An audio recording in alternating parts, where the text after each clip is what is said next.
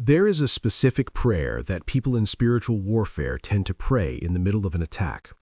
Not the prayer for protection, though that comes, not the prayer for strength, though that is necessary, but the prayer that comes when you are deep enough in a situation that you cannot see its full shape. When you know something is wrong, you can feel the wrongness of it, but you cannot identify its source or its scope. The prayer is simply, God, let the truth come to light. If you have prayed that prayer, if you have stood in a situation of hiddenness and asked God to reveal what was being concealed, this video is the answer to that prayer arriving on your screen today. Everything done in darkness is subject to light. This is not a metaphor. This is a spiritual law operating in the natural realm with as much consistency as gravity. And the specific way God tends to bring things to light is not all at once. Not in a single dramatic revelation that clears everything up in one moment. The way he tends to do it is layered, one piece at a time, each layer of truth building on the one before it. If you have been watching a slow revelation unfold in your situation, if pieces of information have been surfacing that are beginning to build a picture, I need you to understand you are not at the beginning of this process, and you are not at the end. You are in the middle of a carefully sequenced exposure that God is managing with precision. The next layer is coming.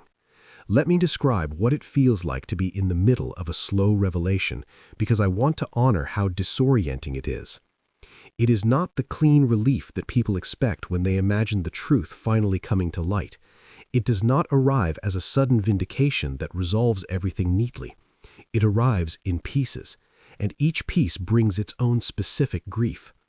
First is the grief of confirmation, the moment when something you suspected, something you perhaps even knew on the level of discernment but could not prove, could not name, could not defend yourself against, is confirmed by external evidence. This should feel relief. Sometimes it does, but often the first feeling is a profound sadness, because confirmation means the thing you were hoping was a misperception was actually real. Then there is the grief of scope. Each layer that is revealed tends to expand the picture. What you thought was a limited situation turns out to have more dimensions than you realized. What you thought was one person turns out to involve others. What you thought was a specific incident turns out to be a pattern. Then there is the grief of proximity. As the layers come, you begin to understand how close the source was, how much access was involved, how much of what you freely gave, trust, vulnerability, loyalty, time, was present in the situation. And the closer the source, the more that revelation costs. This is not easy material, and I do not want to rush past the difficulty of it. Here is the reason God reveals things in layers rather than all at once, and understanding this will help you receive what is coming with stability rather than being destabilized by it. The full revelation of certain things would, if delivered all at once, produce more damage than healing, not because the truth is harmful. Truth is always ultimately healing, but because the human capacity to process, integrate, and act wisely on revelation has limits. We can only receive as much as we can currently hold. Think of it this way. When a person has been in a dark room for a long time and the lights come on, the sudden flood of full light is painful. The eyes, adjusted to darkness, cannot receive full brightness without harm. The appropriate response is not to keep the lights off, it is to bring the light up gradually. God's layered revelation is the spiritual equivalent of this. He is bringing the light up in increments calibrated to your capacity to receive, process, and act on what is being revealed without being overwhelmed by it.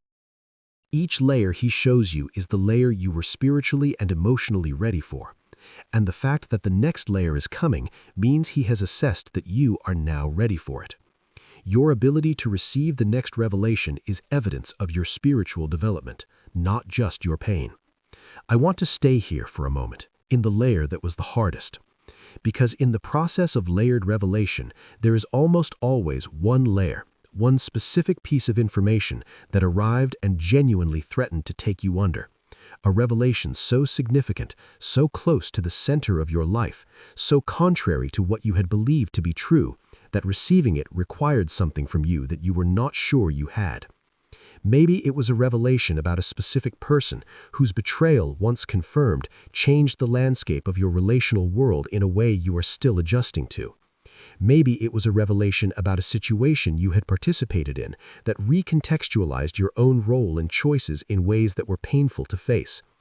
Maybe it was simply the accumulation of smaller revelations that reached a tipping point, where the picture that had been assembling itself finally became undeniable and you had to sit with what it meant. Whatever that layer was for you, I want to acknowledge it.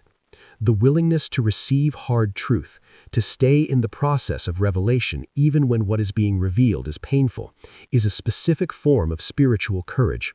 It is not dramatic. It doesn't look like warfare from the outside. From the outside, it just looks like a person sitting quietly with something difficult.